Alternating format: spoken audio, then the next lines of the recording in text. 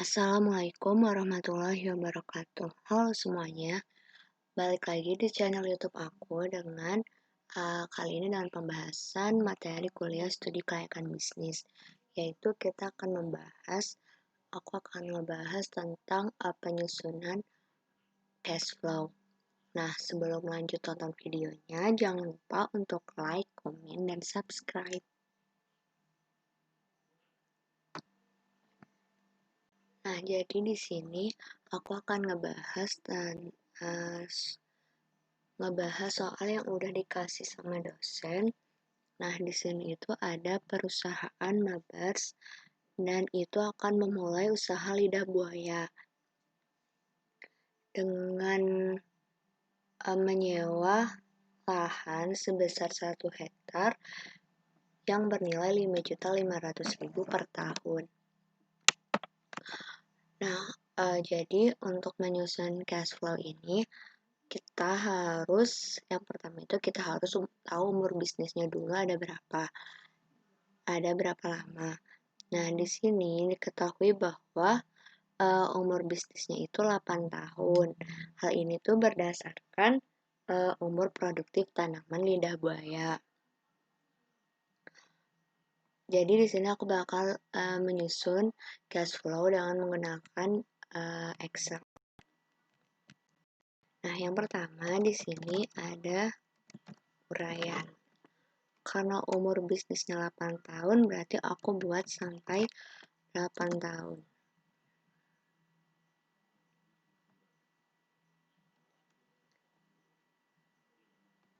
Setelah ini kita kelompokkan dulu mana yang termasuk inflow dan outflow. Inflow itu sendiri itu merupakan penerimaan atau bisa juga disebut TR. Nah, di sini aku tulis untuk inflow. Dan kita harus melihat untuk penerimaan dari lidah buaya ini. Di sini dijelasin bahwa panen perdana lidah buaya itu dilakukan saat tanaman berumur 11-12 bulan. Berarti kan itu kurang lebih setelah 1 tahun. Dengan total volume per hektarnya itu 4,48 ton dan harga jualnya 1.000 per kilo. Berarti untuk di tahun pertama di sini ada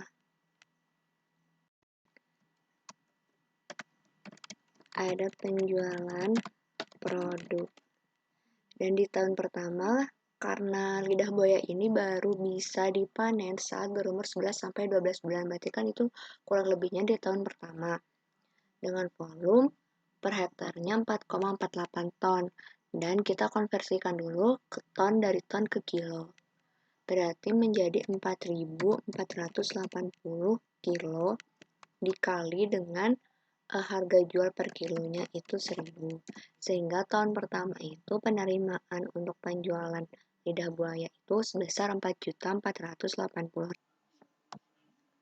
Dan setelah itu untuk di tahun kedua, di sini dijelasin interval panen berikutnya adalah 1 bulan sekali. Berarti kalau dihitungnya per tahun berarti kan ada 12 bulan. Dengan volume panen itu 5,12 ton. 5,12 ton itu per bulan. Berarti di sini kita ngitungnya ada 12 bulan dikali per bulannya itu dengan volume sebesar 5,12 ton atau 5.120 kilo dikali dengan harga jual per kilonya yaitu 1.000. Sehingga di tahun kedua itu didapatkan dari penjualan produknya itu sebesar 61.440.000. Dan ini itu sama sampai tahun ke-8. Dan setelah ini, selain ada penjualan produk utama, di sini juga ada penjualan produk sampingan, yaitu berupa anakan dari lidah buaya. Dan ini tuh dapat dipanen setelah tanaman berumur 1 tahun dengan jumlah rata-rata 3 anakan. Dan dijual dengan harga 200 per anakan. Jadi selain ada penjualan produk utama, di sini juga ada penjualan produk sampingan.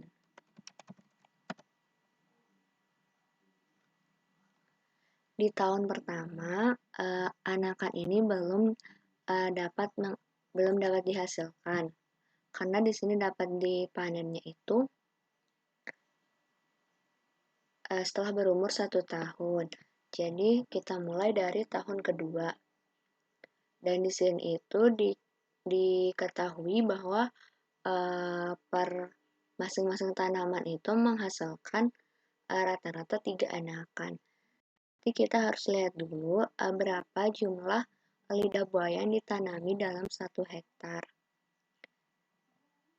Dan di sini diketahui bahwa pada lahan seluas 1 hektar itu ditanami dengan 8.000 tanaman.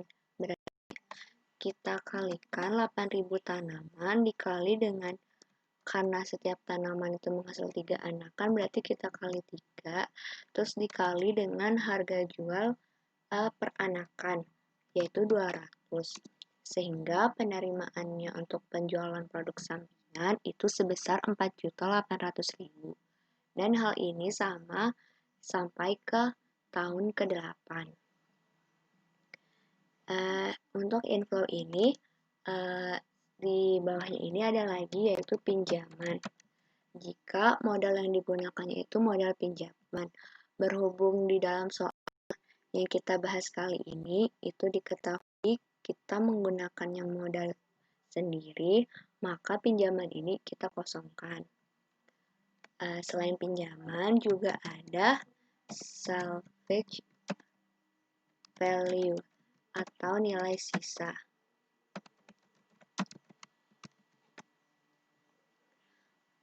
Untuk mengetahui nilai sisanya, kita bisa sekaligus untuk menghitung penyusutannya. Di sini aku udah buat formatnya untuk menghitung penyusutan per tahun. Kita di sini menggunakannya untuk menghitung penyusutan, kita menggunakan metode garis lurus, yaitu dengan rumus nilai beli dikurangi nilai sisa dibagi umur pakai atau umur ekonomis. Di sini kita lihat peralatan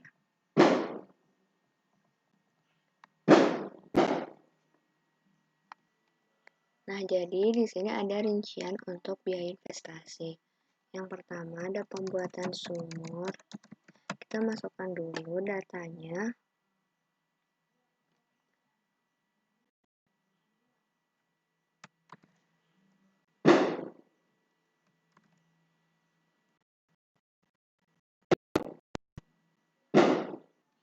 Oh iya, untuk di sini kita bisa tambahkan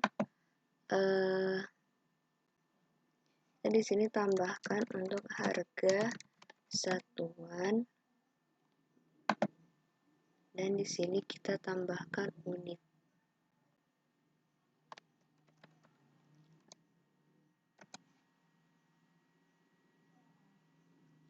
Harga satuan di sini kita bisa masukkan yang ini 1.500.000. Terus unitnya 1, berarti untuk nilai belinya berarti kan 1.500.000. Berarti nilai belinya kan berarti harga satuan dikali jumlah unitnya. Jadi di sini 1.500.000.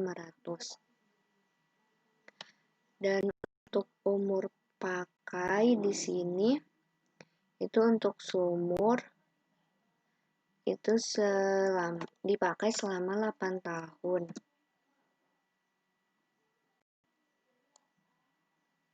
Berarti untuk nilai sisanya di sini 0.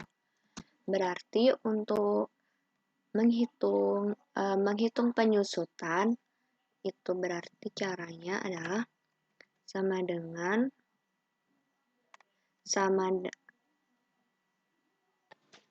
Nah, berarti untuk menghitung penyusutannya kita menggunakan rumus nilai beli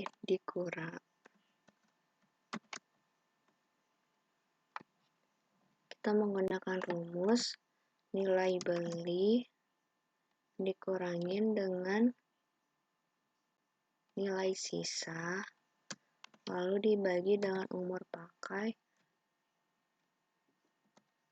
dan di sini penyusutan per tahunnya itu didapatkan sebesar 187.500. Dan ini kita isi sampai pada timbangan. Nah, jadi di sini aku udah masukin untuk yang penyusutan. Nah, di sini bisa dilihat.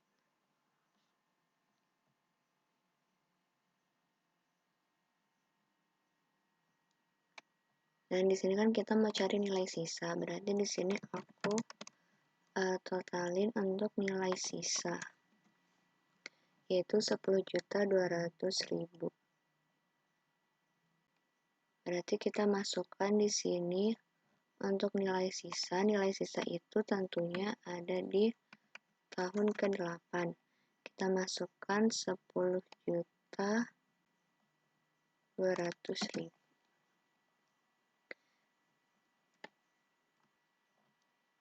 Nah, ini kita hitung totalnya untuk total inflow.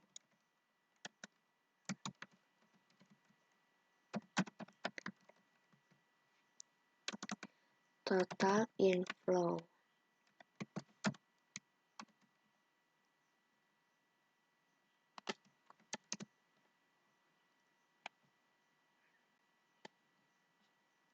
Di sini aku mau kasih warna yang beda.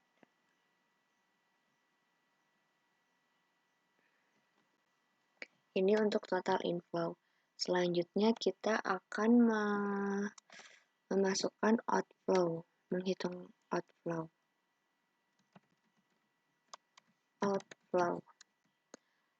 Dan outflow ini di sini itu terdiri dari biaya-biaya termasuk biaya operasional, biaya investasi, dan juga biaya tetap. Yang pertama di sini ada biaya investasi.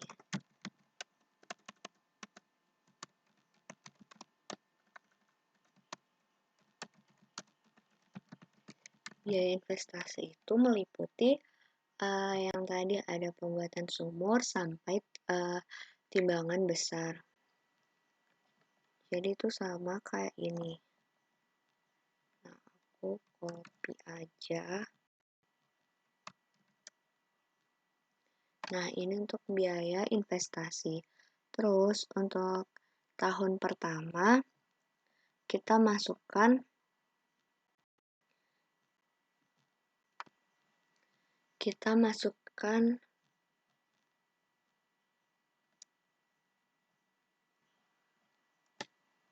yang bagian nilai beli. Ini kan nilai beli itu berarti nilai beli yang dibeli biaya yang dikeluarkan di tahun pertama.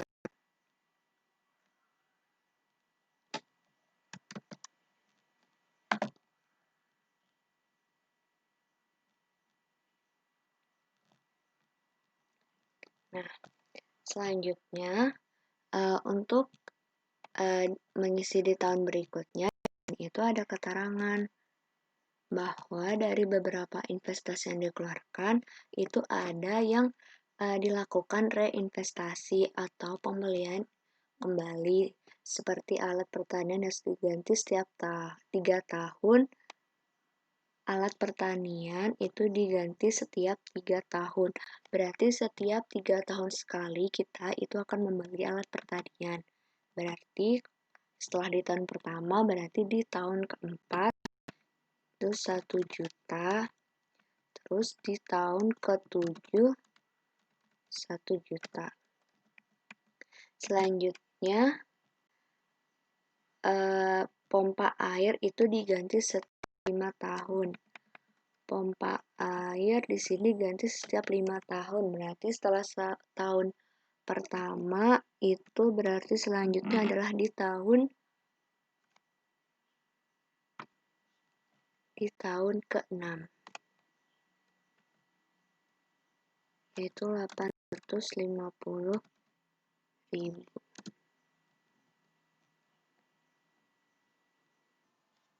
Selanjutnya kita hitung untuk total biaya investasi.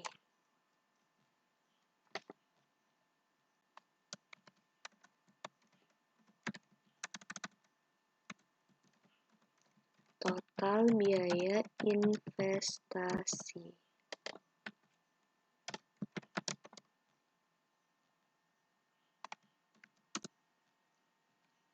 Lalu kita tinggal tarik.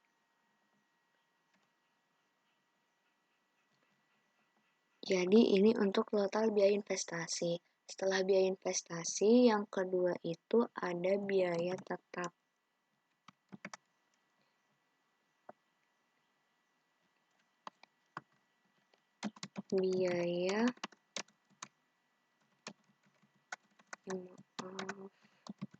Biaya tetap.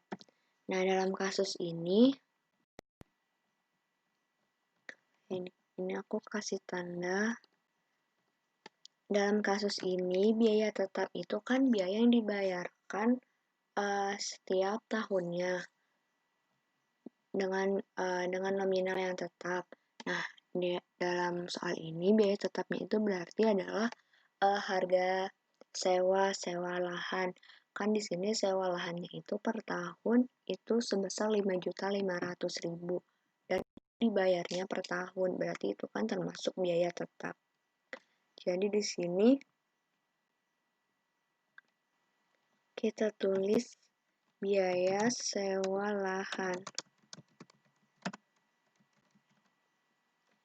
Sewa lahan itu per tahunnya adalah 5.500.000.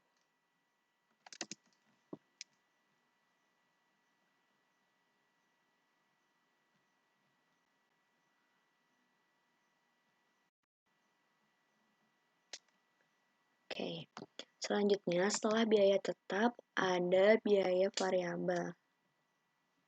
Yang ketiga adalah biaya variabel.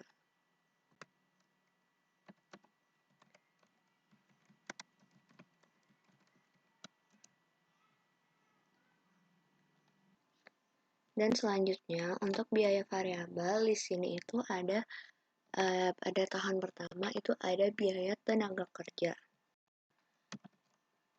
Jadi kita masukkan biaya tenaga kerja. Biaya tenaga kerja itu di sini ada beberapa bagian, mulai dari pembersihan lahan sampai dengan pengendalian HPT. Nah, jadi di sini aku udah masukin dari pembersihan lahan sampai pengendalian HPT. Nah, di sini diketahui bahwa pada tahun pertama itu biaya untuk tenaga kerjanya itu sebesar 15.000 per HUK. Berarti kita hitung di sini kan untuk pembersihan lahan jumlah HUK-nya itu 40. Berarti 40 dikali dengan biaya per HUK yaitu 15.000. Berarti dikali 15.000. Lalu untuk pembuatan bedeng itu 70 dikali 15.000. Dan begitu seterusnya sampai pada pengendalian HPT. Nah, setelah kita masukkan semuanya untuk data-datanya, sekarang di sini ada keterangan bahwa kegiatan di lahan yang dilakukan setiap tahun itu terdiri dari kegiatan pemupukan, penyiangan, pemberian abu, dan pengendalian HPT dengan jumlah OK yang udah diketahui. Jadi, yang dilakukan setiap tahun itu ada pemupukan. Pemupukan kita masukkan di situ jumlah HOK-nya 15. Dengan biaya per HOK-nya itu 15.000. Jadi 15 dikali 15.000.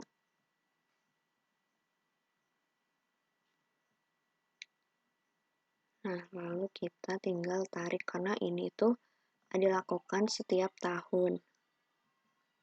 Selanjutnya, selain ada pemupukan, itu ada penyiangan atau pembumbunan, yaitu jumlah HOK-nya 20, berarti 20 dikali 15.000.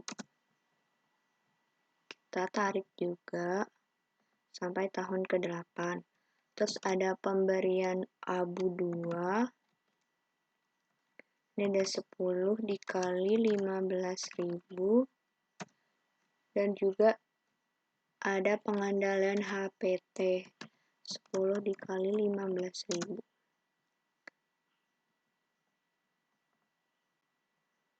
Lalu kita tarik seperti ini.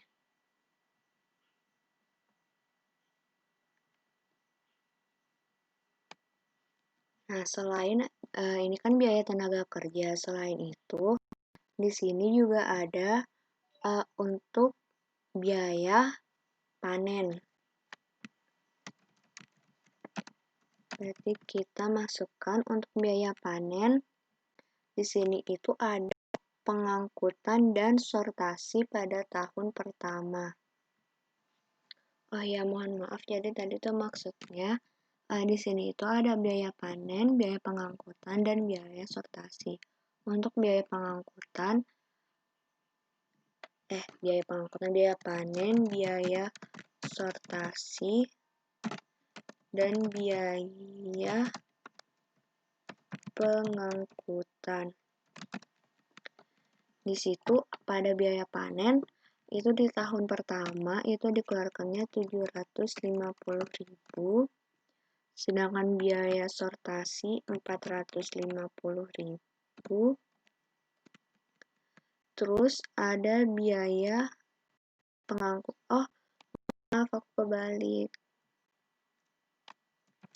Biaya pengangkutan lalu biaya sortasi. Biaya pengangkutan di sini itu 450.000 dan biaya sortasi itu 75.000. Nah, sedangkan untuk biaya panen di sini untuk tahun selanjutnya itu untuk biaya panen itu 10.800.000, terus biaya pengangkutan 1.350.000 dan biaya sortasi 1.200.000. Dan ini berlaku untuk tahun berikutnya sampai tahun ke-8.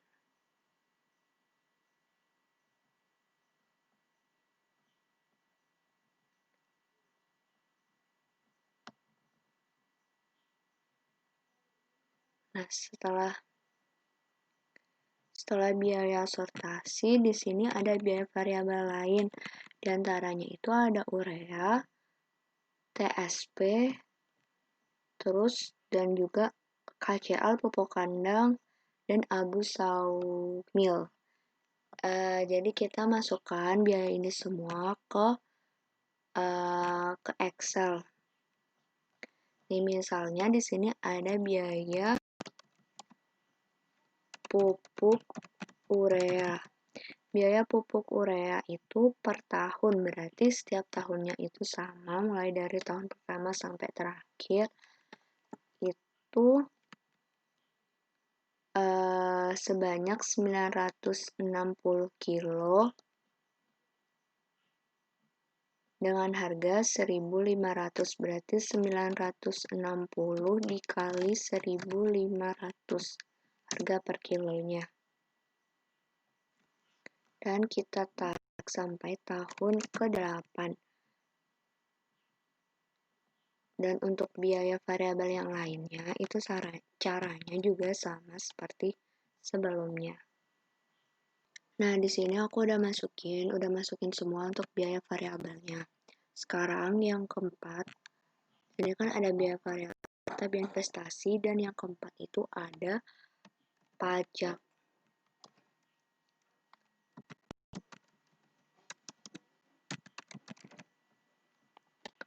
Di sini aku kasih tanda karena ini udah datanya udah kita masukkan.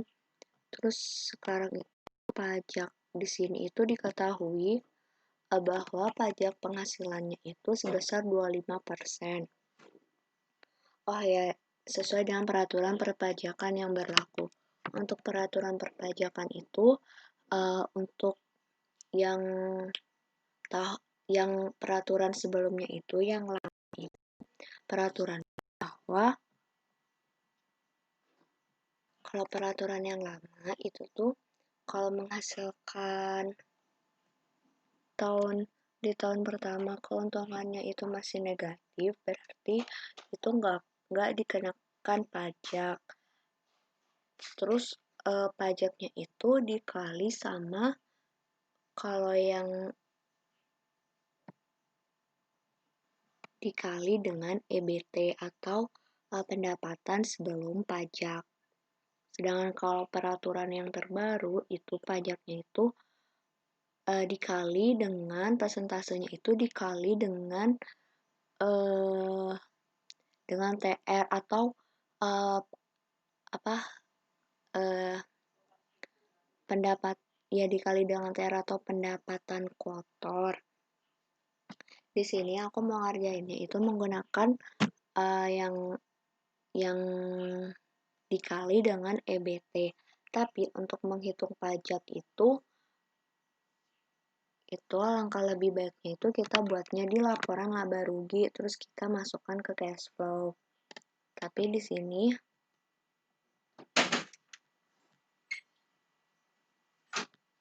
nah jadi di sini aku udah buat untuk laporan laba ruginya dan untuk cara buatnya mungkin nanti aku bakal jelasin di video selanjutnya.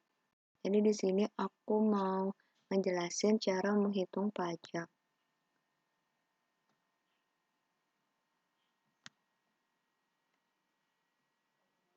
Nah, jadi di sini tuh pajaknya dikali dengan karena ini negatif kita nggak dikenakan pajak. Terus pajaknya persentasenya kita kali dengan laba bersih sebelum pajak atau EBT. Jadi seperti ini.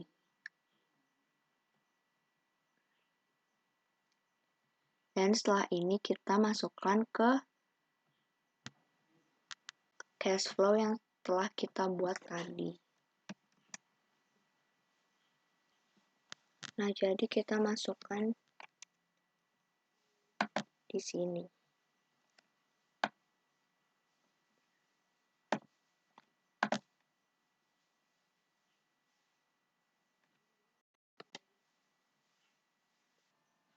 Oh ya guys, jadi sebelumnya di sini aku lupa untuk menjumlahkan total biaya variabel.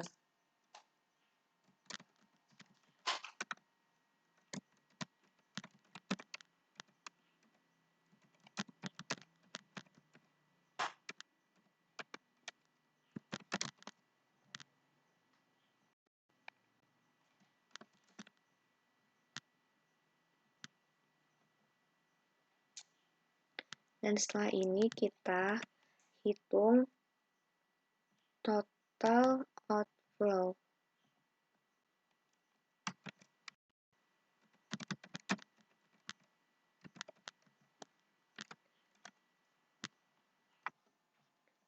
Selanjutnya kita hitung total outflow.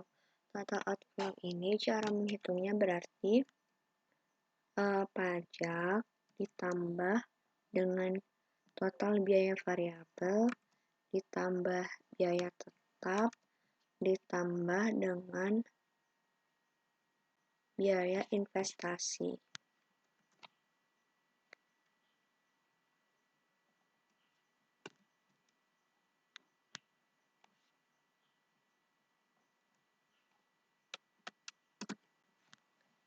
Nah, jadi total outflow didapat sekian. Selanjutnya kita akan menghitung net benefit.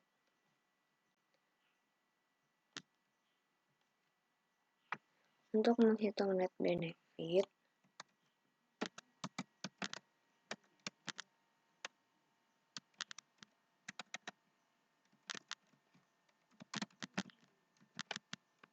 itu berarti total inflow dikurang dengan total outflow.